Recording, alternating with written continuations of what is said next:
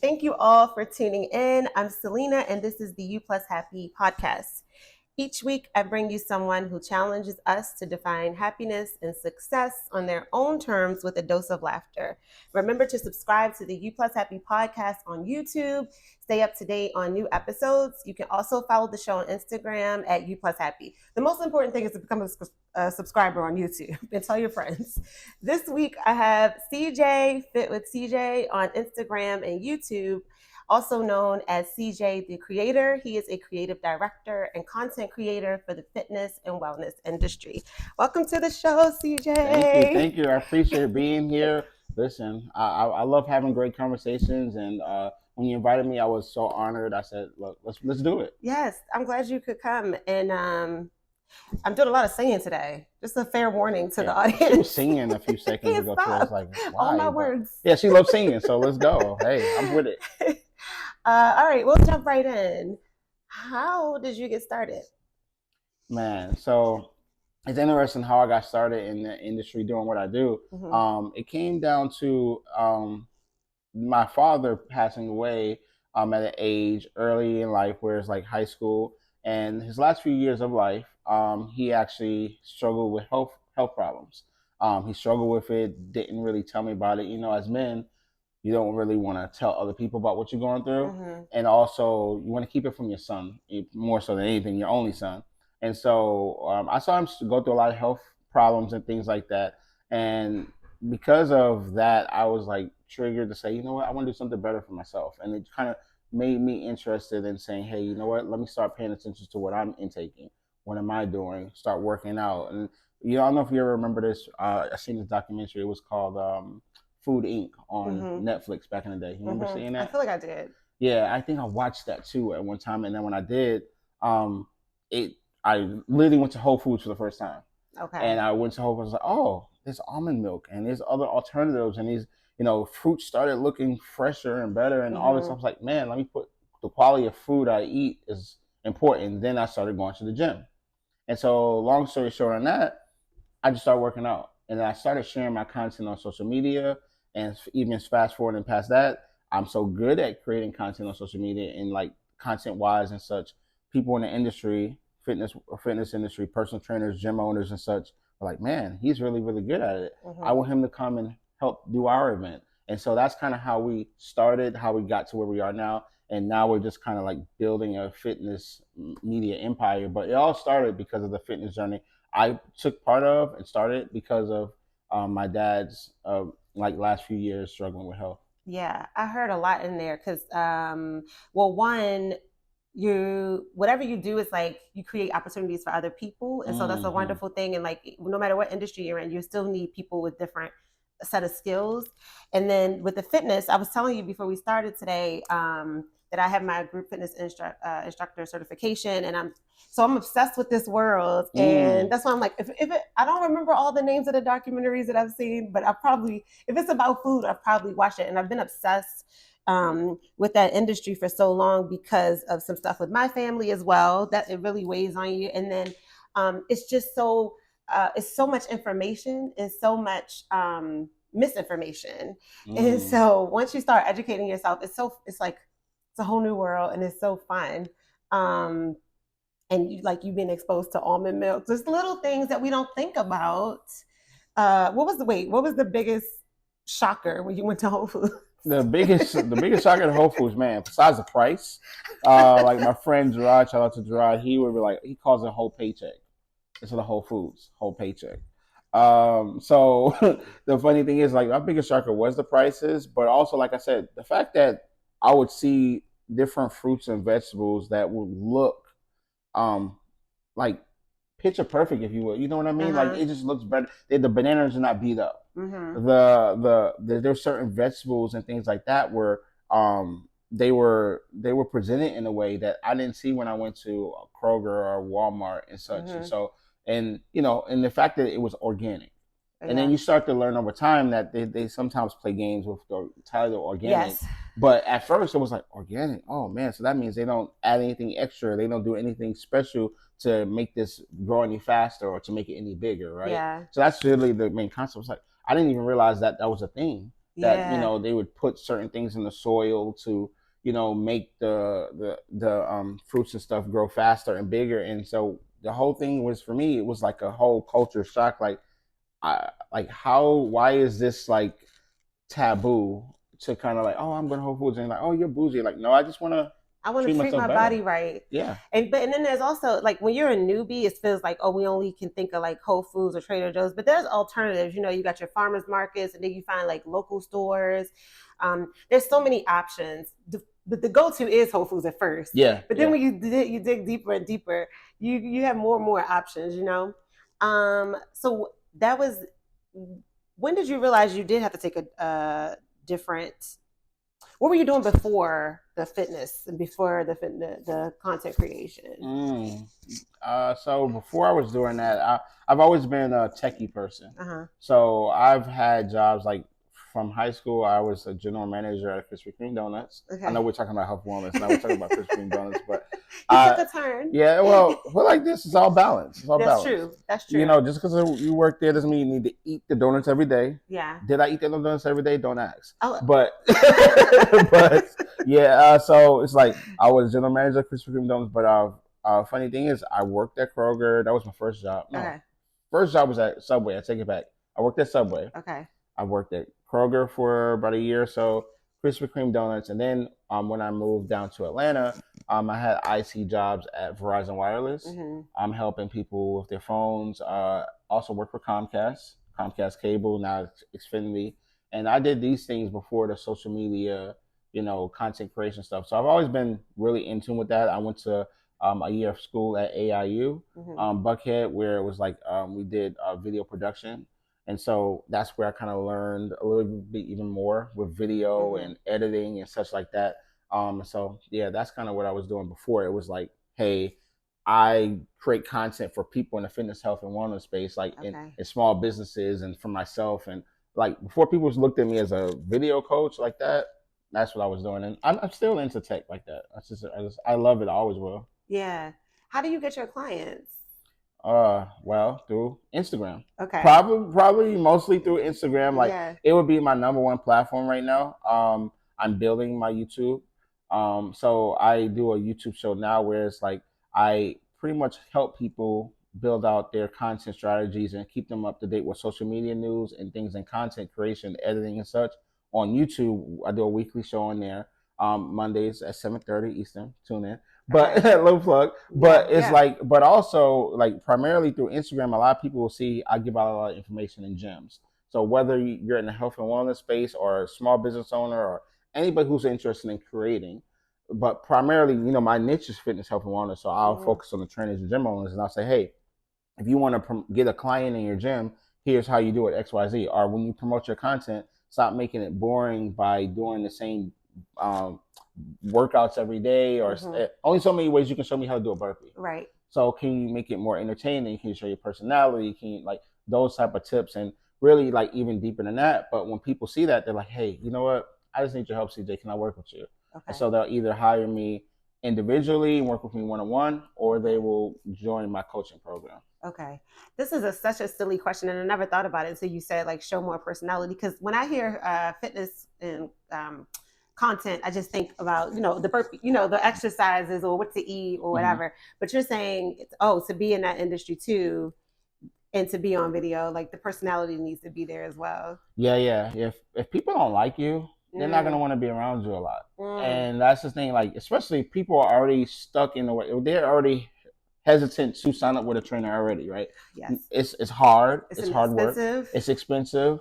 And they're like, well, there's a couple of points on what you just asked. It's like, one, why do I want to sign up with you? I gotta like your personality most of the time. Sometimes there's very exceptions where people will sign up and say, I don't care who the trainer is. Right. Most of the time, I gotta like you. Yeah. I gotta like you. I gotta like being around you, because there are days that I just don't want to work out. Yeah. And I just know, hey, I'm gonna be here with my trainer and they're gonna make me laugh, or they're gonna push me, they're gonna understand me. And you have to, it's kind of like, guys have the barbershop, you guys, you can go to the salon and you have your conversation and your talk. Same thing with a personal trainer though, is just a lot every day. Yeah. Or 3-4 times a week. Yeah. That's so. Did I cut you off? No, That's no, so go ahead. interesting because I did not even think about that because I'm thinking about my classes Yeah. because I was teaching for about a year Mm-hmm. and then I got over it. But Mm-hmm. uh, the clients always said they liked working with me, and I didn't think about it like Your this is not coming from an personality. ego thing or my personality. Mm-hmm. I think as an instructor too, you have to. You tell me what you think. You have to tailor, not tailor your personality, but like tailor how much of your personality, I don't know about on camera, but with each client. Like some of my Mm. classes, I could talk like, say a few more funny jokes or something. And some is like all just business. And that was, I don't care either way, as long as you're getting what you need from the workout. And you're safe, you're not getting injured, blah, blah, blah. But that's so interesting. I think that was an innate thing to me. I wasn't like conscious of it, like, okay, I can write jokes for this class or not write jokes for this class. It was just a natural thing. But it's so funny that I didn't even think about how much you have to tailor how you approach each client. And I guess if it's for a general audience, what you just need to be likable. Yeah, and so yeah, it's a good point you hit there. It's like you have to be likable. Like, but when people are talking to you every day or watching you every day, they have to really there's something about you that has they have to like pull to Mm, draw to. So you mentioned like people wanted to work with you because of your personality. Same thing like with if there's a trainer who is on Instagram, right? And they might not even be in my area, right? Because mm-hmm, most of the cases, most trainers and stuff, unless you're only watching people in your city, you're watching influencers from all over. mm-hmm. They might see somebody and like, hey, look, I love this trainer in LA. I just watched them and when she talks and she has a microphone and she's done her workout, Yeah. she resonates with me some Mm, type of way.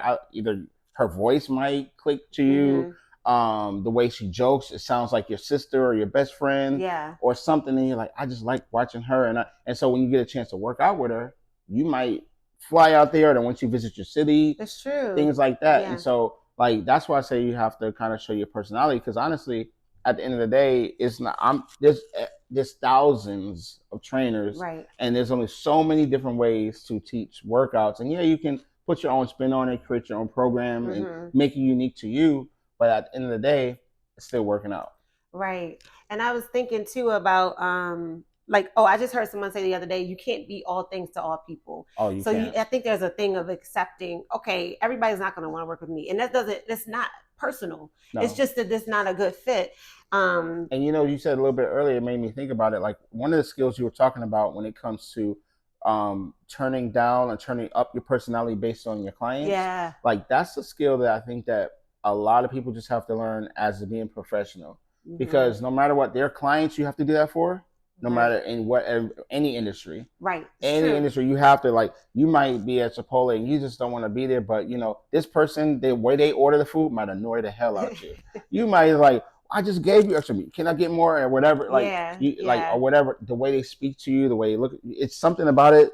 You still gotta know how to get through that moment. But in fitness, it's like you said, somebody might want you to say something really aggressive to them. Mm-hmm. Get your down there and Yeah. get that up. And Yeah. somebody else might be like, come on, girl, come on, come on. You know It's you can do it. gentle. Yeah. Like, and you have to turn that on off based on. You got to pay attention. Mhm. And it's like any other relationship, you build it, right? So like well, I would do a consultation, or sometimes I knew somebody who would like pass their classes off to me, which was fine because I was new to the industry. But the consultation tells you a lot about the person's personality. You gotta ask questions, and that during that time that are gonna give you some information that you need of how to approach training them. And then because now I'm telling you how to do it. I ain't telling you. I'm just saying like this is how it went. Mhm. But Mhm. and then like and just build that relationship. Like if your example of Chipotle, that's a quick interaction. That's a little different. Yeah, But it's yeah, something you're that you're right. building over. But no, it's still the same thing holds true. You just have less time to figure it out. Mhm. Where with even with training, if you don't figure it out quick enough, you could get fired. You could get fired and never get hired. Remember, because you're gonna Yes, have that one yes, session, that first session, yeah, hey, complimentary session, or that first session somebody comes. they're feeling you out. They're feeling Yeah. how you talk to them and everything. Exactly. I think it's about being sensitive to what that person needs and how, and everybody's different, right? But when I was doing it, I was thinking about helping. Like, so I'm coming at this not to tell you everything I know. I'm trying to pay attention to see what you need to get to your goals, right? Mm. And like, how can I make you feel comfortable getting to that goal? Because when you first start working out, it's vulnerable. It's scary. You feel embarrassed. I know everybody knows going to the gym them first few times. I go to the gym every 4 to 5 times a week for years, and I still get nervous at the Mm-hmm. gym. Like not every time, but I still have my moments. So I can't. I know that feeling, and so somebody sitting there watching you work out. That is embarrassing, especially you all out of breath. Oh, you just feel stupid. I mean, I'm not saying everyone, but I think it's like that's something to remember is to be really sensitive to. When someone's new to something and like they have gotten the courage to say, I'm going to go out here and do something better for myself. And then if you come at them all mean, that could really put them light years, not way back. Yeah, yeah. But I would say this too. If you have an aggressive style of training, don't turn that off. Right, Don't right. be It's fake. somebody Like for that. you don't want to be fake because Yeah. there's just like if you just have this hard coaching style and that's just how you coach, it's not saying you don't do it. It's just saying that be mindful. Like, hey, Right. I'm be honest up front. This is how I coach. If That's you're a good not if point. you're not cool with it, cool. Because Yeah. me personally, I'm okay with it. I'm okay with it too. I I'm am okay too. with the hard coaching. Like, boom, get But your I've butt also up. been working out a long time. Yeah. So I don't know. Well, I'm also from Baltimore. We're a little aggressive. Mm-hmm. So I don't think I've ever mind being yelled at. Yeah, no, I mean y'all yell at everything. It's a little you like used to it. You say good morning and they yelling at you. Yes. So, but I think, but what you said is right. Like you also be authentic to who you are as a Yes. coach. That's because it's going to come through anyway. Yeah, be authentic, but it's just be mindful of when you need to like be honest. Like at the end of the day, like there's some people who have that ability to just know. They just know, like you know what, this person, I might. You have to cater, not cater, but it is cater. Like because at the end of the day, you need the client to get the results, and however you need that to happen, you need the results for them, and then you're gonna win long term that way. Right. I'm thinking about like a class. You have students like in school. You can't. Well, you might push the people in the front row harder than the people in the back, or vice versa, based on who they are. Because if it's somebody's first time in the class, you're gonna give them a little bit of a break, right? That's true. Because you're like, I can't coach them the same as hard as the front. Like for one, I'm gonna scare them. Two, I can't expect them to be able to keep doing what the other trainer. I mean, what the other clients are doing. Yeah, right? Yeah. No, that's so true. There's so many layers to it, right? What have been the challenges as a content creator and a creative director? What have been the challenges along your journey, and how have you pushed through? Wow. So here's a funny one. It's interesting because I'm in the fitness, health, and wellness space, but I'm not a trainer. Right. I don't look like a trainer. I don't claim to be, right? So you're automatically going to sometimes get pushback from people based on that alone. Based on like, who is this kid and why would I listen to him? He's not a trainer. He's not in shape. And so you instantly already have to go through that, right? You don't even have the credibility yet. And then until they watch your content and then they watch what you do and how you're moving and how you're helping the industry, how you've helped so many hundreds of coaches, thousands of coaches, and the information you're providing and the events you're creating. And then, so now I have the credibility. But years ago when I first started and I was going out and just saying, hey, I want to, help you do X, Y, and Z, people will look at me like, what? You know what I mean? So it just took time to, for one, build the credibility and then to go through the mold. Because a lot of times, like I said, people, when they first go on my page, they're like, why does this guy have so many, how is he so influential in the fitness space? And it's just, and then they watch and a few seconds later, they're like, oh, now I get it. But that first glance, you're like, he's not even a trainer. Right. So that would be the hardest thing I would say. And how I got through it is this persistence. Like you have to become undeniable in what you do, the passion and like the years. And like a lot of times people look to break through tough moments. They try to break through tough moments in hours, days, and sometimes it's not that. Sometimes it's years. It might take a decade. But because I've been doing this since posting on Instagram since 2016. And I would tell you, I didn't really feel like the credibility to where I deserve is kind of like been coming to like 2020, 2021. Yeah. So it takes time. Like just being consistent.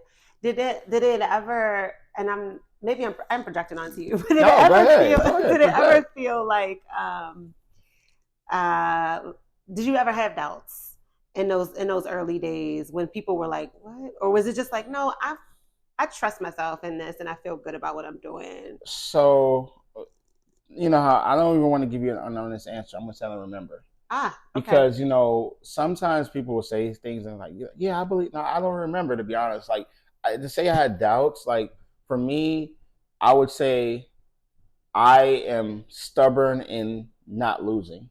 Mm. I don't like to lose, so I don't want to. I'm going to win, so I'm just gonna like literally like no. I'm gonna keep going. Like, and so someone would tell me something, and like they'll tell me, oh, you can't do this. I'm like, well, watch this. Mm. I remember being told by somebody in 2018, no names, we're not that type of podcast, but well, unless she wants you to be that type No, of no, podcast. no. But it's like no names. It's like like at the end of the day, you need to do X, Y, and Z, and before you become credible, right? And it's like, wait a second, why do I need a validation of someone else to be anything? Mm. I'm just gonna be, and I just kept going, and I don't ask for permission for things that I created, and ask for permission to things that I do, and now it's like full forward where like literally it's going to the path I want, but it wasn't like I was never gonna be like, oh, I need the approval from this person to say yes, you Mm-hmm. can do this. Like, no, you're just gonna do it, and you truly believe in yourself through it all. Have you always been like that? Oh, I feel like I have. I've always been independent, like very, very strong-willed, strong-minded. I think part of it is growing up as a kid. I had to help take care of my younger sisters Mm-hmm. at a young age, and so it was always like figure it out. I've always been Mm. a problem solver and also a creative thinker. Okay. How to always get out of situations. When any situation is, how first thing I think about it, and I don't sit and mope on things. Okay. I just how do you get out of it Yeah. So your brain just goes solution. What instantly? is it? Well, you're a lucky guy. Instantly, I go to that. Like Okay. you shed a tear, but then it's like, all right. And as the tears are coming down, how are we gonna get out of it? Right. Is this how do we get out this moment? Because yeah, everybody has moments. We're human. We're Right. Right. not Right. Right. robots. But it's like Right. I go to that. Some people, and like you said, I'm lucky, but I feel like most people. Maybe I'm wrong. I don't speak in general, but I think they feel like they stay in that too long. Mm-hmm. They stay in that too long because really those are just moments. It should never be a bad day. Yeah. Yeah. Yeah. It should be maybe a bad moment most of the times. Yeah. You know. And then you said something else of like that you were stubborn in the early days. You're stubborn, like that characteristic has made you keep going. Yeah. And people, I feel like, well, I know I do. You sometimes you associate that word with as a negative, but Yeah. really, in your case, you're using it in general. I'm saying you can use it something that's seemingly a negative trait Yes. to as a positive and Yeah. to make you stronger or whatever at what you do. Mm-hmm. I like you said, stubborn. When you hear that, it's like, man, that's no stubborn is a good thing in this case. Like, Yeah. like I'm like no, like somebody questions you and say, hey, I don't this podcast. What are you doing? Right. And you're like, oh, well, watch this. You know what I'm saying? Like, oh no, what? I'm about to show y'all. You know what I mean? Yeah. So that's no, I asked myself. That's why I was like, it's refreshing and nice to hear someone's like, well, no, I'm stubborn and I'm gonna make it, and whatever I want to do, I'm gonna do it, and I'm not gonna worry about any outside noise. But my own voice, and sometimes we're like, what are you doing? And I'm like, I don't know, I'm gonna do it because I want to. You're going exactly. You do it because you want to. You Yeah. don't need anyone's permission. Yeah. You don't need anyone's validation because you want to create it. And that's the ultimate thing I would say out of for me is like being a creator. Like, and I know people just say content creator a lot because that's just a trendy thing. Right. But I would say I'm a creator Mm-hmm. at the end of it all. Like whether it's an experience, an event, like setting up like just yesterday we just finished up my brother's birthday party, creating the agenda, creating the weekend, the experience, the whole thing. It's creating moments, and that's what we do on social media. That's what we do in marketing. That's what we do in workout classes. That's what we do on this podcast. You're creating these experiences and moments. So just think of it like that. Yeah, yeah. You don't need permission for that. I like the not needing validation and not needing permission. because that's something I've thought about a lot. Not even just with the podcast, just in life. Like Yeah. I'll like always asking permission, even from friends, like about it's not even my career. Just like, do you think it's okay if I do this? And they're like, you don't need to, just do it. You gotta trust yourself. But it is like, well, I don't have anyone to blame if it goes left. Even though Wow. that's not what I do, but it feels like a security thing of like, well, I made this decision with It's a someone crutch. else. Yeah, yeah. That's what it is. All right.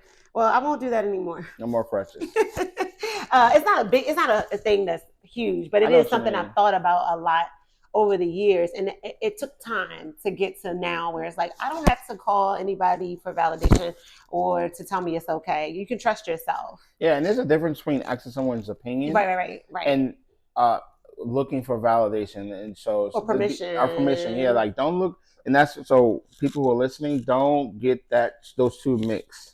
That's Like true. you still want like the people you trust most. Ask the question, get the feedback. But if you're calling them with the whole intention of should I even do it, that's different. That is very different. That's different. That is a very different thing. No, that's true. Because it's like, hey, I got this idea. How do you think I should? Somebody might give you say, hey, maybe you should do it later. Maybe you should do it this way. Hey, if you are going to do this, how about blah, blah, blah? My friends know when I come to them with an idea most of the time, I'm pretty much stuck on it. Right. They're going to they might say, hey, how about you do it at this time? Or how about that? Or they're going to be, hey, well, if you really, because I know you're going to still do it, CJ, try it, blah, blah, blah. Yeah. And then it gives you some different perspectives. Yeah. That's what more of mine is now. Like I've already married to this idea. It's not going to change. Yes. But I would like some insight, some different perspectives, and I need to bounce some of these ideas because sometimes it's like, all right, you got to break it down. I'm already here. It's like, okay, but what are the smaller steps and what's the approach going to be? Yeah, so I think what you said, that distinction is really, really important.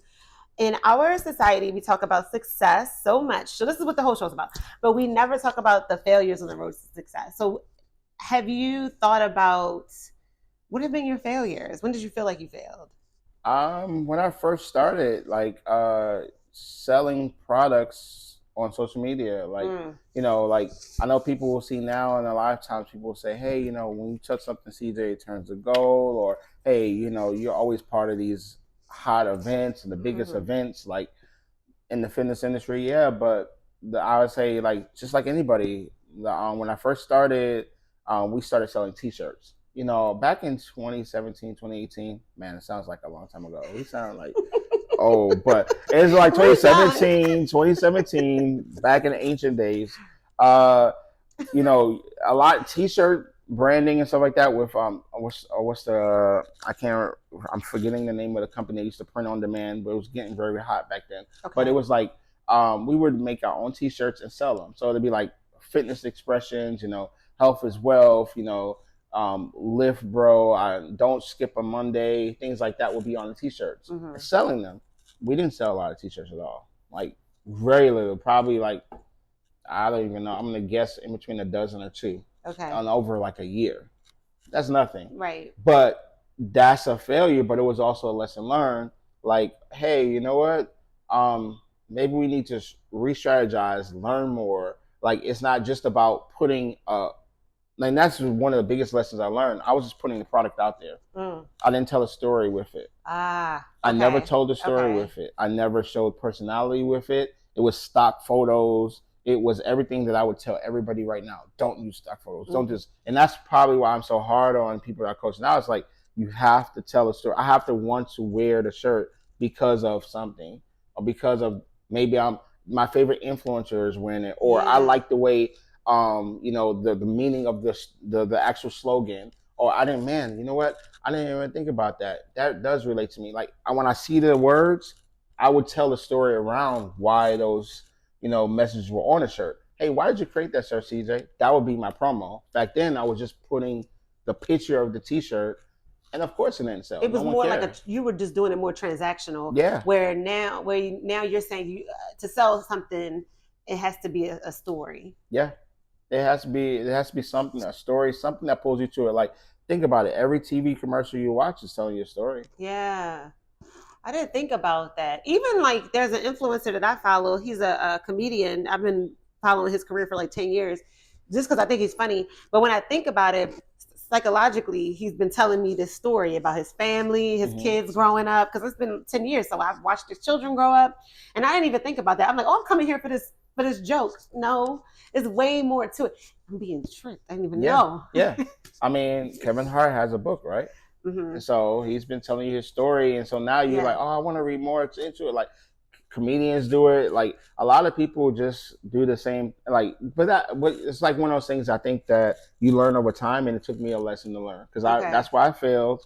I learned it, and it's like, hey, now this is how. That's just one example of failure. I would say if I give you a second one, it would be on my YouTube channel. And that was just be failed on that because I've had a YouTube channel for a long time, but it wasn't until like a year ago I said, let me take it seriously.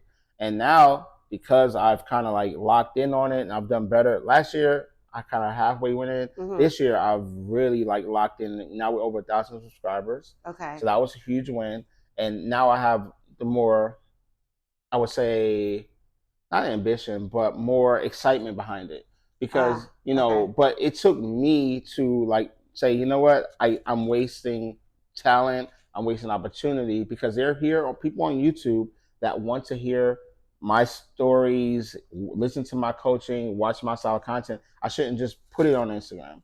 And it's like, don't just put it on TikTok. Definitely, we know some stuff going on with TikTok, but it's like like why not? And YouTube, at the end of the day, for a lot of reasons, is the number one place for creators, and has been for a while. So. Yeah. How'd you get to 1,000 subscribers? No, one you like to know. So I would tell people the fastest way to get to 1,000 subscribers would be YouTube Shorts. Okay. YouTube Shorts, you need to be posting every single day. We post stuff on Instagram, we post stuff on TikTok or Pinterest or wherever. Take that same content and put it on YouTube Shorts. And even more specifically, be intentional. Like, I'm going to make this specifically for YouTube Shorts, but everything you're doing should be on there because they're pushing it super hard. It's going to be seen by just as many, if not more people than Instagram organically. Like, it doesn't matter if you have, let's say 500 or let's say if you have 50 subscribers, that doesn't mean you're going to get 50 views. Right. That doesn't matter. It can go to thousands. Like I had one when I was, it had like 100 subscribers or so. I had something go to like 250,000 people in one short, right? Right. And it got me like 400 subscribers just like that, right? And so I would say that's the number one way. And also, with that, I say don't be scared to go live on YouTube. Live on YouTube is really hot right now. Oh, really? Okay. YouTube lives, like even people, it's so hot that I will tell you, people even put recorded videos as lives because it just brings people attention. Oh, this is live. Let me watch it right now. Live is always the hottest thing. So that's why it goes into another industry too, and that is like NFL and the WWE and TV. They are literally the most billion-dollar contracts out there in television because they're live television. Everybody wants live. And so live on YouTube is being treated the same. It's like being pushed to the front. People just want to feel like, oh, this is happening right now. It's unedited, unproduced. It's not as filtered. Okay, I see. And how long are the shorts? Shorts can be up to 60 seconds. But, you can do 15, 30 seconds, but, it's no more than that. Okay. What's your biggest motivation? Ooh. Stubbornness not to, no, I'm not gonna say that again. My biggest motivation, man, that's a good question. I would say right now, my biggest motivation is impact. I know that with enough impact I'm making in the industry in my unique way, my unique story, because I've created my own lane. Like it's hard to even describe me because people are like, well, what does he do again? So impact, I wanted to be like, that dude was a visionary. He created so many new opportunities in the health and wellness space that no one else even realized he was doing at the time. And long after I'm gone, they'll realize it. Well, maybe, hopefully, obviously before, but it's like, because things I have in my head, when they come to flourishing. I think that's the word. Fruition. Say it again. Fruition. What she said. When it comes to that, when it comes to that, everyone will be like, okay, he was a visionary. He changed the game for a lot of people. He helped a lot of people, and I know money comes with that.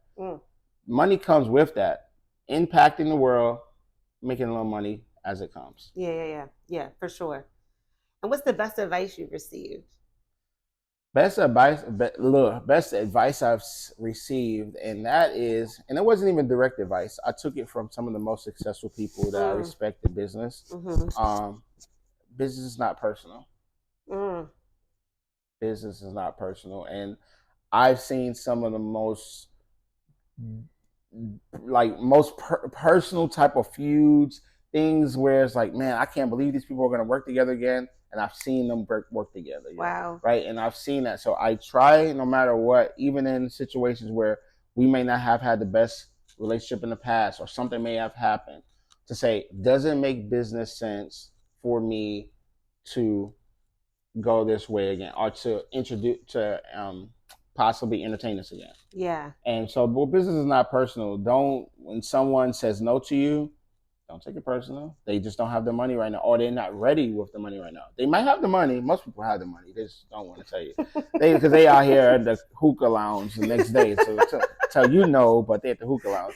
But it's like, at the end of the day, don't take it personal. Yeah. They just weren't ready for that commitment. Right. And then guess what? You just keep doing what you're doing. You keep showing up. And guess what? Most of those times, people will come back. Whether it's 6 months later or a year later, they come back and now I'm ready.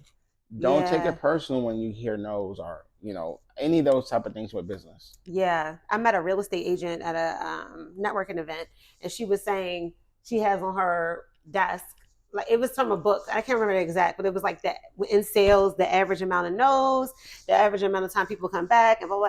Like it's an absurd number. That's why they're like, if you want to do something, you have to be delusional, because it's an absurd amount of no's, and that helps me. Like that makes me feel good, because of course you don't want them, but it's part of it just comes with the territory. There's no way around them. Even if you get yeses at first, at some point people are going to tell you no, and like you say, you just can't take it personal. You got to separate. Yeah, you got to separate. Like I would say, a lot of times people get especially in the health and wellness space, like people want ambassadorships or sponsorships. They want to be athletes by like Gatorade or Nike and stuff like that. Yeah. And when they don't get the reply right away, it turns into like, oh, I don't like them, or they want, like you can't be like that. Right. Like it just may not be your time. And then you're gonna be harboring all of that inside of you. Yeah. That's not even a good way to live. And I saw this video. This woman, I forgot what she does, but she said, I don't consider my day to be a success unless I get 5 no's. I forgot exactly what she did. I like that. But it's like she's inviting. What I hear from that is, I'm going to ask so many people, 5 no's is normal, and that's okay. And so and I'm not going to lie, I get no's, and I just have to roll it. You just got to roll it off your chest and not let it deter you. Because them people, that's what they're going to do. Go about their day. And you sitting there sulking. Yeah, so there's people who literally I DM still to this day. I will DM them on Instagram, and they won't answer. They act like they don't see it. Yeah. Because they can look in the inbox and then they decide they're gonna open it. Yeah. And so that's a no. Right. When you don't read it, when you don't respond, that's a no. But it's okay. I don't take it personal, because guess what? When I see them in person, I say, hey, how's it going? Blah, blah, blah. And then they find out who I am and what I do. And then all of a sudden they're kind of like, oh, and then here's the funny thing I do. I'll actually say, hey, I sent you a DM last year or something. Oh, for real? They look at it and then like, oh, yeah. And so it all changes. But I didn't take it where I'm throwing a shot at them and I'm coming at them like, sometimes people just miss it. Sometimes it's deliberate, but you can't guess. Maybe that person was going through a bad day. Maybe that person where they had just lost a family member or whatever it was in that moment where they saw it, they didn't answer. That's one of those examples. Like, don't take it personal. Don't say it's not personal. It's really not personal. People got stuff going on. Even when you talked about, not to keep bringing it up, but the Chipotle example, if somebody comes in there being nasty to you, that's clearly not about you. That's clearly not personal. They never saw you a day in their lives. Yes. And I know it's hard not to take things personal. Even when I'm driving and somebody's rude, I'm like, Selena, They don't know you. It's not about you. Well, I will say, can I give you? You know, when you do take it personal, it's when they treat the person before you better than you. But it's I'm like, wait a second. How you give them more chicken than me? How? I saw you give them a double scoop, but you ain't giving it to me. But yeah. No, but still, so in between that split second, they could have thought about their ex. They could have thought about it. You just never know. Look, I'm always under. It's from the 4 laws of agreement. I mean, the four laws. You know what I'm talking about. It's a book called The 4 Laws of Agreement. Or something. Mm-hmm. I'm saying it wrong, but y'all know what I'm talking about. It said nothing's ever personal. And because you don't know, everybody has their own story, their own triggers, their own biases. Like, is biases the way you say it? They have bias. And so we all have them. It's just like what you do with them. And so I've decided, and that doesn't mean my feelings don't get hurt or it doesn't sting a little bit like a little bee sting, but I'm not allergic to bees. I'll be okay. It's a little sting. You get over it. But nothing's personal. Like, that's how I'm taking it. That's the only way I can survive doing this. This is true. It's like, now here's a question I can ask you. And this is true. I'm gonna ask you because it's a good question that I thought of as well. It's like, do you take it personal when a friend or family member, somebody you consider close to you, doesn't listen or engage with the podcast? Oh, that's happening all the time right now. Yeah, but no. Do you feel personally? No. I'm a huge, and I've been like this for a long time. I am huge on things. I don't think about things I can't control. Or, I mean, it's not that I'm not going to let that bug. Just like you said, you might have a little tear, but then you go straight to solution. Yeah. If there is something I can't do about a situation, I think, it is what it is. And then I just move on. I don't spend my time focusing on things I can't. For what? Now, this is a waste of my time. And just like you said, even though these might be our friends and family members, they still got stuff going on that we don't know about. And that's not making an excuse. That's the facts.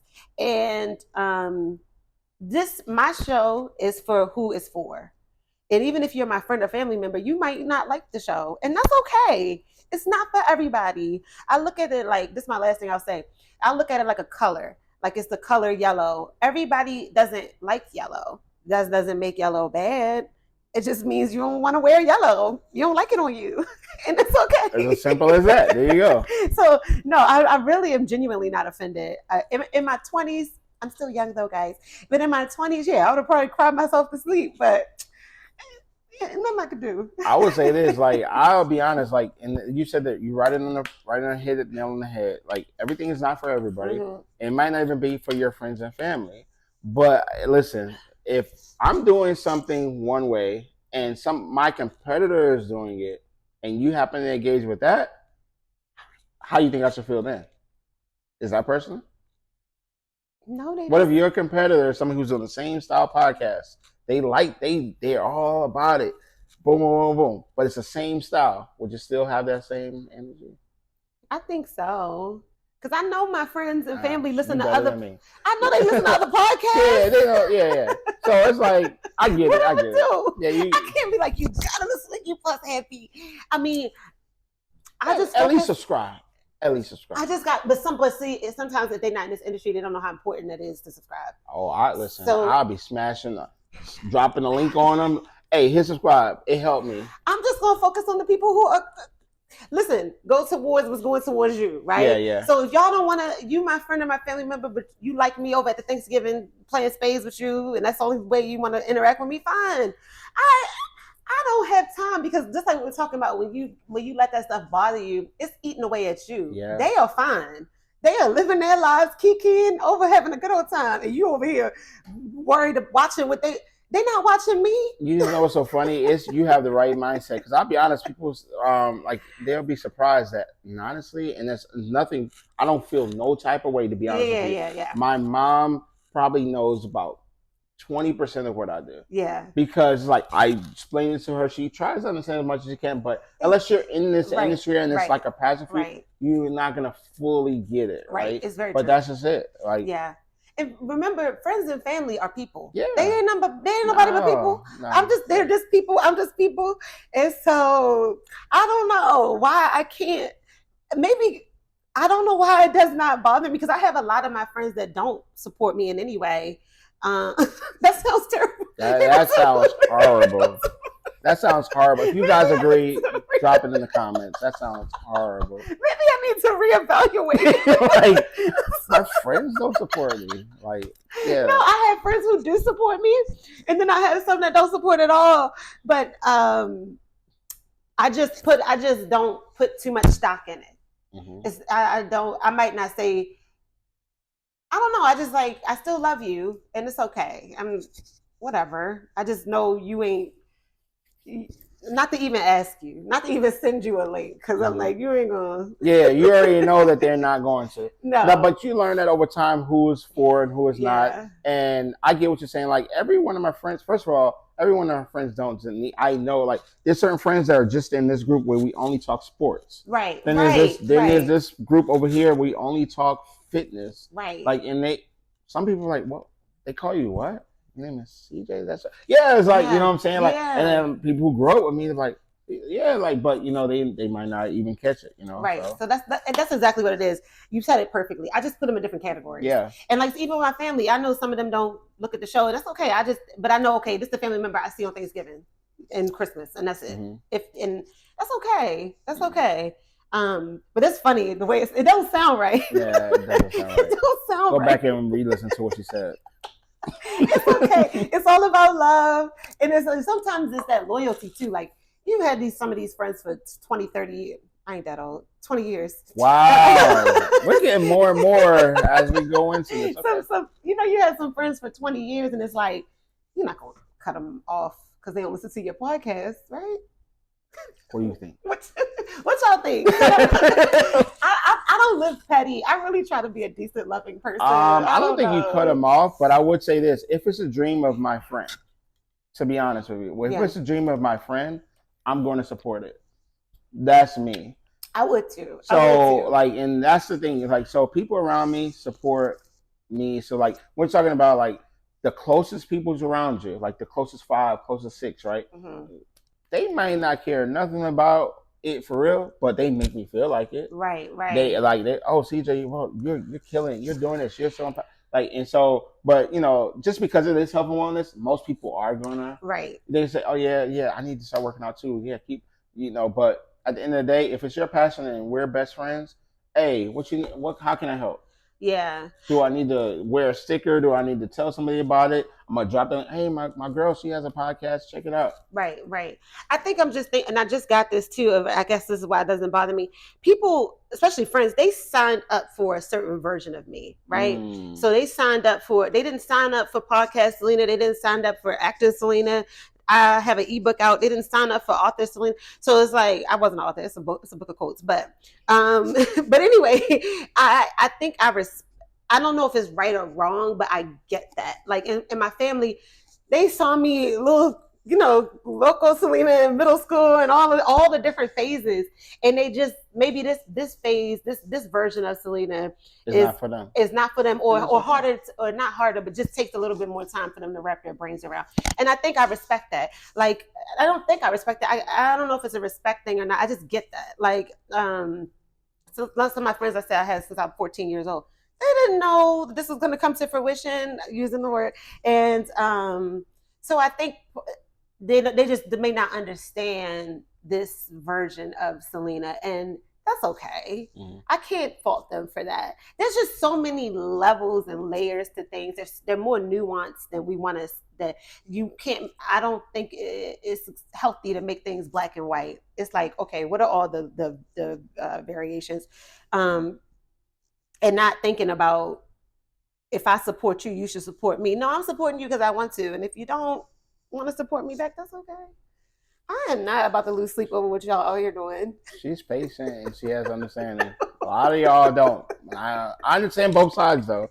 I get what I'm saying. I get what you're saying, but I also understand somebody who feels like, man, you were supposed to be my dog, and you ain't even you don't even act like you're in. Like, the thing is, like, I'm not saying fake it, but like, you should want the person to get their dream. Yeah, no, you're right. If I know this is your dream, my thing is, hey, by me at least subscribing and telling a few people about it, if that helps you. Yeah, no, I get it. I get what you're saying. I might not even know nothing about. There's people who I follow on Instagram, and I don't even have to know what the content is about. I might be here right now waiting for us to do the podcast, right? Or in the elevator. Whenever I have a few moments and I'm just swiping through Instagram and it's on mute, I'm liking it and I'm Right. commenting anyway because it's who they are and I'm supporting them Yeah, regardless. yeah. The content might not even be good, but that's my dog. Right, That's my right. A. So that's kind of so I feel like I can understand either way. Right, right, for sure. And I think now, like I'm in a new city, the community I'm building here, the requirements are a little different because you're meeting today, Selena. Y'all were my friends before this, Selena, so it's okay. Mm-hmm. But not no new ones now. That and now we gotta. And I will also say it came with time and like just wisdom and because I used to stress myself out about what other people did a lot. And it's like, now. Now that's one thing I will say. You don't stress about it. Right, right. You don't stress about it, but you just, to me, it's just like a back of the head. Okay. Yeah. So mental, like a note, like yeah, you just took a little don't note. lose any stress and don't let nothing slow you down. Yeah, yeah, no, for sure. But I used to be because I'm a very sensitive lady, and so there was a season of my life where I literally would cry like they're not supporting my show, and especially like I said in my early 20s and stuff like that. But we which was only like 4 years ago. It was by the way. literally 4 years ago, guys. What? Oh, this is a shifting gears a bit. But what is something you hope people say about you when you're not in the room? Man,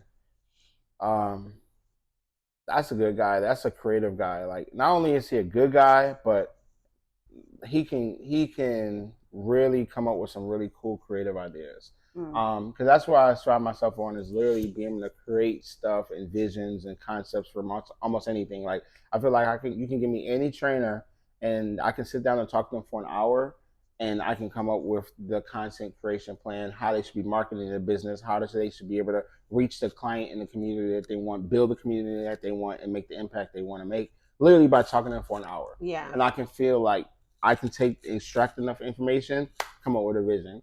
And I think that's a gift. I don't think a lot of people can do it that fast. Mm-hmm. And not just that fast, but with the quality of work. Because like, it's not just creating a vision, but being able to show you, hey, this is how we're going to edit it. This is how we're going to lay it out. This is how often we should post certain things. Like, it's a whole way I'm able to create the whole concept, the whole strategy. Yeah. And that's why I say being a creative director, being able to do all that, that's what I hope what people say when I'm not around is that, yeah, that dude, he can work with almost anybody. Mm-hmm. And he comes up with some crazy, unique, amazing ideas. Yeah.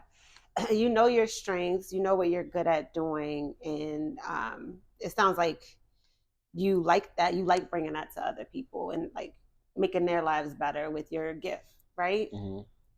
I love that. And I love like shouting out what you know you're good at and standing in that. I love it. Yeah, shout it out and be proud of it. And, because it's like one of those things that it's not that you're being cocky or anything. It's just that you know it. And when you truly believe it, like, to be honest with you, I wouldn't have said that 6 years ago. Yeah. I wouldn't have said that. I'm wrestling with that too, because there's some things I'm like, I am actually good at this. And it's okay to say it and feel it and know it and own it. Mm-hmm. I love that. We should all just like shout our gifts to the world because they need them. Think about it. Everywhere we go to, everywhere we spend money with, they say it. That's true. We're the best. Mm-hmm. And we believe them. And that's why we buy into their things. Mm-hmm. Everywhere we go. Dang. I love that. You're right. I want to sit on that for a while. Everybody think about it for a minute. Take it in. Yeah. What are you good at doing? So I told you about the show and defining success for ourselves. How do you define success? I define success by new opportunities. Because the more opportunities that come in, that's letting me know I'm reaching more and more people and we're able to impact more. That's how I'm defining success. I don't define it by dollars. And because I said even earlier, I said my whole goal is to impact the fitness, health, and wellness industry as much as possible. And meaning so specifically, and it's not just to the Black fitness, health, and wellness industry, but primarily, right? Because I'm Black, my father was Black, and it's all about, and I was like, well, how do we help our community more so than anything? Let's get these personal trainers and gyms, these Black gyms, exposed more, and let's help them understand the concepts of what's helping the beach bodies of the world, the Pelotons of the world, these Lululemons of the world. What's Mm-hmm. how they to $1 billion fitness companies and industries on their own, but we have like 2% of it, right? Mm-hmm. But so how do I do a little bit to just help us blend it all together and take a little piece more out of the pie? Yeah. And the number one cause of death amongst Black women is heart disease, and it's avoidable. So it's not only a thing of like we need our avenue, or it's like we literally need this to live. Yeah. Like health and wellness, we need more education. We need, so Yeah, and I know there's extremes to everything. There's some people will say you only eat this way, you only eat raw foods, you only eat vegan, you only eat that. Like I'm the balanced approach. This means like I can go on a 3 day juice fast. I've been vegan and done that for like months at a time. I still will go to vegan festivals. A lot of people, crazy enough, I have hundreds of people that follow me that are literally just from the vegan community because I go to vegan expos every single year. I'm a uh-huh. fan of going to expos. Like the last 8 years, I've been to Veg Fest and so many others that were literally in the community. Go try the food; it's so good, right? But it's all about balance for me. And so, like I'm not saying like when you get these, some people like don't just find what works for you. Find what works for you, and then at Yes. the core of it, I just want to get the message out to people. It's like our grandparents and great grandparents ate differently because of lack of resources, a lack of opportunity, discrimination, a lot of Yeah. different reasons for why they had to make this worst part of the pig taste good to them, Uh-huh. right? Uh-huh. I'm like, I'm not eating any chitlins. Right. Like what? You know what I'm saying? You know what I'm saying? Now, granted, I eat chitlins. I I eat chitlins, I'm y'all. not. I ain't no chitlins. I ain't I no. eat anything. But I'm just like, but you see why? But I'm like, that's literally the worst part Right, of the right. No, animal. I see But what you're you see saying. what I'm saying? But it's in grains. It's like we made it taste good because that's what Black people can do. We can make everything taste good. That's true. Throw some season to cook. Find a way to cook anything. Yeah. Oxtails and all this stuff. I'm like, whatever part of it, we're gonna make it work, right? Mm-hmm. But I'm just like, we can eat a little bit more fruits, a little bit more vegetables. Yeah. Even while we're eating still the stuff that we like, regardless. Listen, if you catch me eating bacon, don't say nothing because it's still like, I never hey, said I didn't eat bacon. I didn't say I didn't eat I bacon. ain't say it. But I'm saying is like it's all balanced. I'm not gonna eat it every day. Exactly. And it might be I might run 6 miles earlier that day and work out later that go swim. Yeah. I'm really, really big. My rule is like what I do 80% of the time. So like long as I eat healthy 80% of the time, long as I work out 80% of the days of the week, like that's 80-20. Yeah. So that's how I told myself that the end of last year, because those extremes for me, I always stop them. I always fall off. So it's like and I think educating yourself, like we have these phones in our hands, look up ingredients, look up blah, blah, blah. And a rule that nobody asked me my opinion on this, but a rule that I stick by is something I read a long time ago. Because I told you, like, I've been obsessed with this stuff for a while. So documentaries, reading these books. And one of the things I read was like, don't eat anything with more than 4 ingredients. And since then, then the same book said, just shop on the perimeters as much as you can of the supermarket, or the grocery store, whatever. So, because that's where things are on sale. No, that's where the produce is. Oh, that's what produce so is. That's okay. So if you buy an apple, that's 1 ingredient. So it's like buy things that aren't packaged as much as possible, and you make your food at home. And then if you do buy food that's packaged, look at the ingredients, and you want to be able to read all the ingredients, and you want to try to stay under 4 ingredients for anything you buy. So those are the quick rules that I've been living by, and I think I look great for my age, and which no one knows, 28.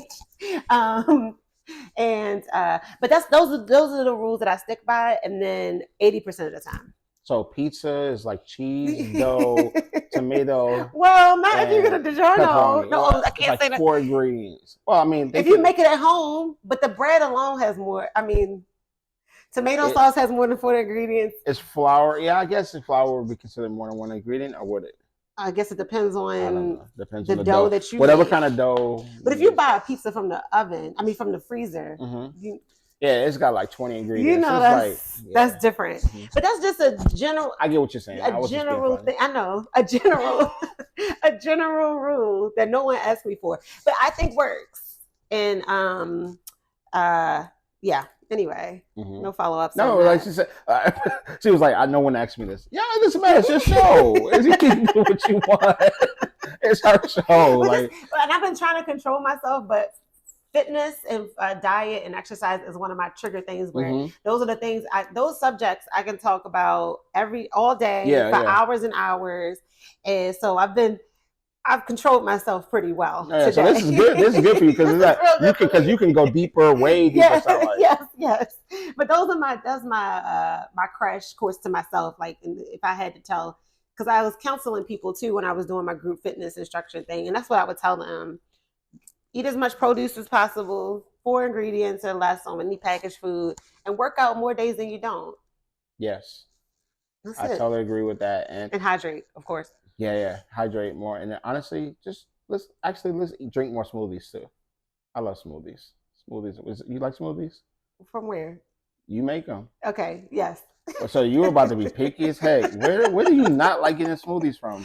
Well, I don't know. I don't want to say names, but I don't trust smoothies made in most places because they be putting syrups in it. So can I name one that I like? Yeah. But you might not like it. I guarantee you she's not gonna like it. Oh, I don't know. I guarantee. So you don't like Smoothie King? I don't want to talk about it. She don't like Smoothie King. But look. Okay. I have another rule. Okay. I don't eat at places that have drive-thrus.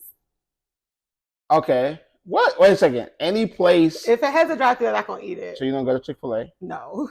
You don't go to Wendy's? No. McDonald's, Burger King. If it has a drive-thru, really? I'm not eating that shit. So wow.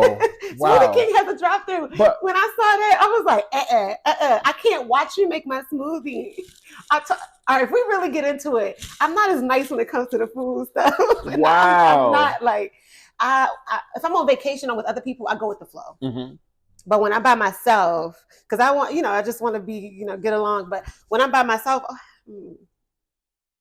So wait a second. Where do you buy food from that doesn't have a drive-thru? Because I saw this is a weird exception, but I know Kroger has a drive-thru, but that's for the pharmacy. Oh, I didn't know that. Yeah, they have the pharmacy. There's some Krogers that have drive-thrus for pharmacy. But I'm saying it's not to that extent where it's just for the pharmacy. Right. You're saying the food places that literally sell food, like restaurants, if they have a drive-thru, you won't because it's just too processed. Because if you're making it that quick, that's the process. So you're saying the speed itself is the issue. The speed and what is being made. I know if you have a drive-thru, your ingredients are garbage in your food, and you can look it up. So it's because the food is sitting there and they're underneath a heater potentially. But I just know, like, more than likely the food's frozen, and so there's a lot of preservatives in it. So there's some places I've gone to, and I can't speak for all of them, but some drive-through restaurants where they literally make it on demand, and then they give you a number, and you have to go pull over to the side and wait for it to be cooked. Is that okay? I don't know which places you're talking about. So no. So I'm just saying, but would that sound better? Would that sound better? No, the fact that you have to wait on the side. That's the general rule. I don't trust fast food. And even if you wait a little longer, I really don't trust any restaurants. I go to them to break bread with my brethren to have fun, but I wouldn't go. That's not something I would do. I would never do that by myself unless I'm like hungover. All right, if I had too many drinks, I'm hungover, then I'll eat something bad. So if someone was to take you on a date, this is what y'all want to know. Hold on. This is what y'all want to know. At a place that had a drive-thru, you would say, I'm out of here. No, wait a minute. Who am I dating that's taking me through a drive-thru? I didn't say I'm not through a drive-thru, but to a place with a drive-thru. Like McDonald's? Nah, fam, you gotta treat me a little better. So Applebee's, they have a walk-up. Why are you? I'm sorry. So no Applebee's? Not for a first date. What? Wait a second. So you're saying this would be higher or lower than Applebee's for the first date? What's higher? Like, what would be because they have a walk up? It's still fast food. Is all I'm saying. No, you can't. No, like maybe. Well, I think maybe we could go for coffee or something. Okay. Because I'm not saying you have to spend a lot of money. Starbucks with a drive-thru. No, I'm talking about a local coffee place. or because I'm not saying it's not about the money, it's about the quality. It's not about the money, but I can't get quality food from Applebee's. Wow, wow. So she's a real stickler on food. I see that. Look, that's a whole nother episode. We'll come back to that. But you see right now with food, she's like, and and the only vegetable they have is broccoli, and broccoli's not real. So this is the whole thing. Wow. Well, by the way, yeah, broccoli, like it's a made up thing. It's not real. But first of all, when did I have another question too? Like, why is it that our watermelons all of a sudden became seedless? That's been a while. That's been going on a while. But that's very engineered. When I grew up, it wasn't like that. No. I'm just saying, like, and that maybe it existed, but I'm just saying, I never saw that. I know until like I started going to Whole Foods. I'm like, what do you mean seedless? That's scary.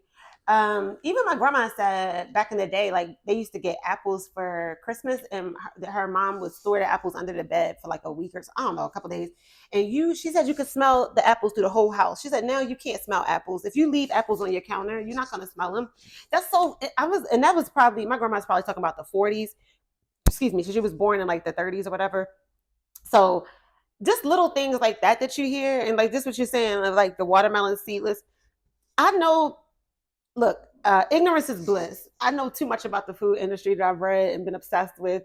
Yeah. She said she watched a lot of those shows on Netflix, and so now we're seeing the whole issue she has. It's not just drive-throughs. That's just a piece of it. It's about the processed foods in general. What's real, what's not, the quality of the food. Mm-hmm. But if you take it to Applebee's. No, I'm not gonna go back. But I'm just saying it can't have a drive-through. Whatever it is, like Starbucks, she's not going. No. But I mean, we all have exceptions. I'm not perfect. I drink my coffee from QT, Quick Trip. Wait a second, that's gross. Why would you even go to QT? They intake anything. It's except for putting gas in your car. QT Kitchen is horrible. I like those. I don't eat their food, but the coffee. I like the creamer they have, and I'm not picky about my coffee. The creamer at QT, you know how many dirty, nasty hands have touched that? Especially, listen, the one by my house, I'm going to tell you right now. Yeah. I don't want to eat nothing out of that or drink. Yeah. It's just disgusting. But she'll take that. It's bad. We all got our bad things. That's what I'm saying. We all have that. That's my so there's something else, like, you be like, would you eat at a hot bar? I would eat at Whole Foods hot bar. Okay. Would you? Yeah, I love the hot bar. I like the hot bar there. That's probably what I can get on the go. Since I won't, if I'm having a busy day and I just got to get something, I'll go to Whole Foods with a hot bar and get that. What about Old Country Buffet? Did I hit that nerve? Old Country Buffet. What's the difference? I'm just saying. I feel like I'm triggering a lot of people. I'm sorry. It's like you heard her silence. That's all you need to know. She's like. No, it's no. Again, if my family or somebody wanted to go, I would go. Mm-hmm. So you would go and eat. If they wanted to go, I would go for social situation, but I would never be like, let's go to Old Country Buffet. Gotcha. No, but also if it's 5 people and they like, let's all go to Country Buffet, I'm not. You're not going to be the one. Yeah, no. Okay. And I went through that phase too. I've had a lot of growth. So I went through that phase, and it's like you alienate people, and it's like, all right, y'all want to kill yourselves, that's fine. Last question on food, I promise, and that because it's fascinating to me. Would you eat from like a vendor on the street? Yes. Food trucks or just a little cart? Yeah, that's during my 20% time. Okay, gotcha. 80%, I'm going to be good. Okay. So, my definition of good. Okay. But then the 20%, yes, I had a vendor on the side of the road yesterday. So yeah. Would you eat a shish kebab? Mm-hmm. Oh yeah, she's from up north. Yeah. Any 20%, my 20% time, I'll do it. Except for like Wendy's and McDonald's, I can't do a fast food. But I trust the stuff on the side of the road more than I would trust I think their ingredients are probably not as bad as the fast food. So listen, I'm from New York City originally, and I'm gonna tell you right now, I don't know what I've probably eaten those shish kebabs, those hot dogs, and whatever. You don't. It's on a stick and it's meat and there's barbecue sauce on it. And you eat it. Yeah. It could have been cat for all I know. And I would have been. Same. It was great cat. But whatever. But you don't know. You don't. But that's what I'm saying. But you're saying you trust that even more than you would a Wendy's. That regulated and all that. Yeah. Or maybe it's the ignorance is bliss thing because I can Google Wendy's ingredients and then see what's in that stuff. Mm-hmm. And I have. And I can't Google the street food. Yeah, and that's the I gotta thing. just. So you rather not know. I feel like it's probably just. I feel like they got their stuff. I don't know. I You just feel know like it's that more it is the legit. absolute cheapest meat that they can find. That's why they have those cheap prices on the street, and they're Ah, not regulated most of the that's time. no right. You're right. And so you trust that even more than the big Yeah, box. because I mean, they still would get less quantity like than a Wendy's. I don't know so much. I don't I know. don't I know. don't These know. are Those are listen. good questions. I gotta say, I don't know it all. That's Yeah. for sure. hmm But I just trust it for some reason. hmm I know I sound No, ridiculous. no. I think you're anti Wendy's and McDonald's. And all fast And then food. I get why, because it's like when I watch some of these documentaries, and I'll say like the McDonald's chicken McNuggets, and when it was like the paste and the green, all this weird Yeah, stuff that. But yeah. guess what? Then I know they changed it to 100% all white meat now, and they do these things that supposedly make it better. hmm And if see me eat it McNugget, don't say nothing to me. Yeah. But I'm just saying. But it's about being aware. Yeah, It's yeah. just about, and that's the conversation we're having. And I think that the bigger picture is that we need to start having conversations more about food Yeah. in our community, because a lot of times we just go around not even understanding and knowing. I think, and I really do think, looking at those ingredients and what's in there, and I think the main thing is what you do most of the time. Yeah. I really think that's what it boils down to. If you had fast food once a week, I still think that's too often. But if it's once a week, fine, I guess. But if it's every morning, that's when it's like, Yeah, you can't be getting you, hot cakes and and sausages every that's morning. even at home. If you bake the cake every day and ate a cake every day, that's not help. You know what I mean? So it's like, I think, but it's not about depriving yourself. It's about treating your body really well and having fun sometimes. That's why for me it's the 80-20 rule. But whatever rule works for you. Yeah, I eat cake. I eat bullshit. Like I eat pizza, but I'm just not. You ain't gonna catch me eating pizza every day. Mm-hmm. That's what you're not gonna do. So let's say if you eat 3 times a day, 7 days a week, what that's 21 meals, right? Mm-hmm. And if you have 20 out of those 21, one or two of them is Right. the 20% or Yeah, whatever, yeah, yeah. then you're not so bad. Yeah. That's exactly how I look at it. I mean, a doctor might say something different. I don't know, but that's my rule. Well, that's Because I all wouldn't be too I can't. I don't believe in being too restrictive. Because like I Mhm. told you, I'll always fall off of those. That's a whole nother conversation about what doctors Yeah, and yeah. this and And that. they all And have it's their like, own beef. And 44, all right, I got it. 44% of doctors are obese, but it's fine. In America. But so I'll be reading about this stuff. So, anyway, but yeah, whatever you do majority of the time, but I'm not telling anybody what to do. Do what you want. I'm gonna do what I want, and that's it. Like, I want to tell you what you should do. Do the 80-20. Balance your life out. yeah, It's better. Like, that's just what I believe. And honestly, like, yeah, you want to do 100% of perfect, you can be quote unquote perfect if right. you want with your diet, like however you want. But I'll say 80-20, like with sanity, that's what most people in general are going to go for. Right. It's better than the opposite right now, because we got 80-20 where it's fast food. Exactly. And I think when we try to do 100%, we end up beating ourselves up when we don't do it. Because I've tried to do 100% of things, and I always mess up, and then I start beating myself up, and then it's just this cycle, and it's like I was like, all right, how can I shift, because this is not working. Right. So that's when I went to 80-20 and just giving myself grace, and then it still goes back to making sure I keep myself together. What do I do most of the time? And that's what's, I think, the most important. We'll see. This 80-20 thing is fairly new, 6-7 months. So we'll see. I don't know. I don't have the answers. This is just what works for me. Yeah, exactly. We'll wrap up soon. I only have one more question. Okay. And it is, what piece, we went on a tangent, y'all, but it's okay. It's okay. What piece of advice would you give listeners who may want to be in the industry that you're in? So I'll ask this question in back. Should I give two answers? Because like if they want to be in the industry as a personal trainer or to do what I'm doing as the creative director, Mhm. content creator.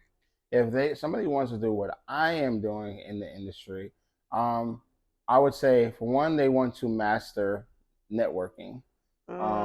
Networking at a high level, like a super high level, because you have to be able to have conversations with a lot of different people who may look like you, who may not look like you, who may not trust you at first. You have to build trust. You have to, sell yourself at all times. And you have to understand that you have to meet people where they are. And that's a networking skill in itself, because sometimes you put me in any room and I can catch what I need to say or how I need to say it or where I need to meet that person.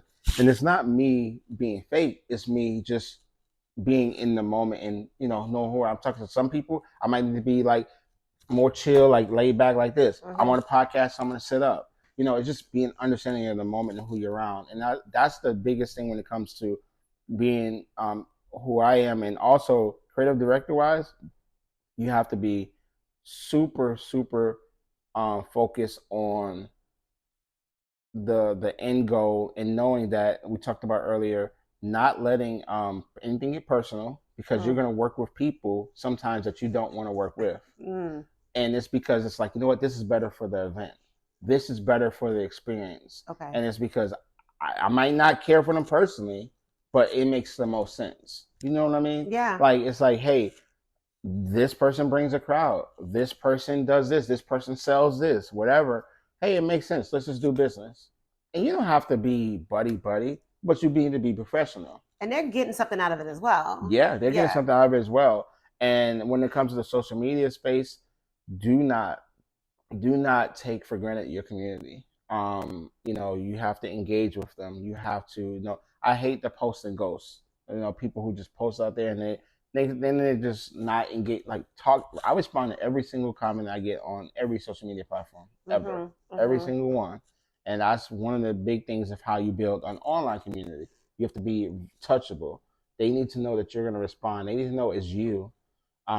That's the big thing in how I've built the online community. How I would tell anybody who's going to coach somebody, you need to teach them that, like, the engagement matters. Like, you need to be a real person. And the editing, when you come to edits, you got to be really on point. You got to be good at that shit, like, because somebody's going to pay you for coaching. You have to be able to say, like, if you said, hey, CJ, I'm going to give you $300 right now to edit blah blah blah blah these 4 or 5 clips for me.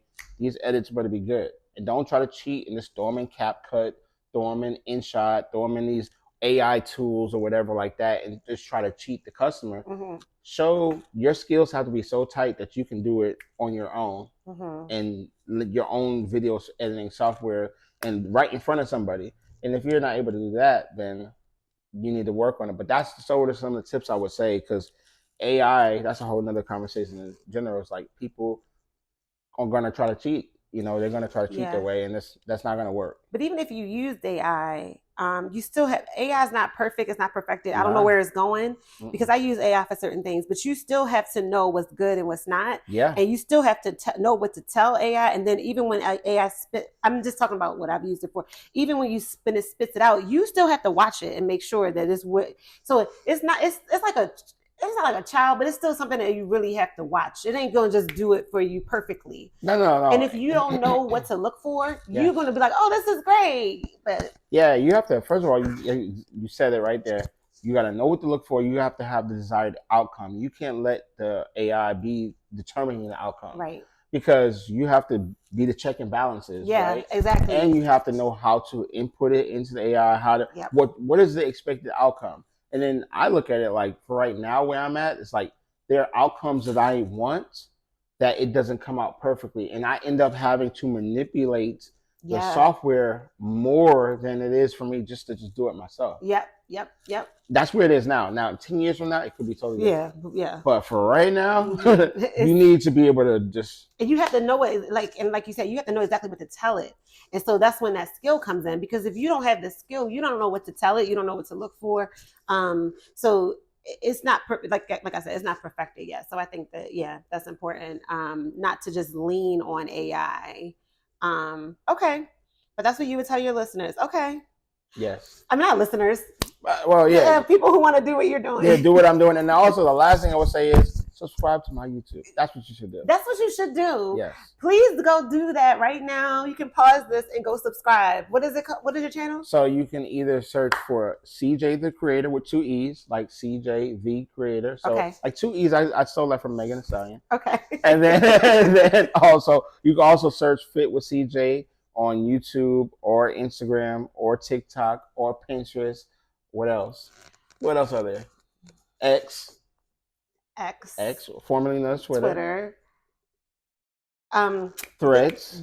What is that? Discord? No, what is it? Not Discord. What am I talking about? Twitch. Twitch, yes. Also on Twitch. I'm on Twitch too. Come on now. Let's give me a high five. She on Twitch too. And the funny thing is, the last little tip I'll say is like, if you want to multicast this on multiple places, I use StreamYard. When I go live on YouTube, it's on Twitch, it's on Twitter, it's on Instagram, it's on all these places at once. LinkedIn, Facebook, all at one time using StreamYard. Also, you can use, if you're a Mac user, you can use Ecamm Live. Okay. I'm gonna put your handles in the show notes as well. I'm gonna close this out, but do you have anything else before I close this out? I would say last thing is, this is a note.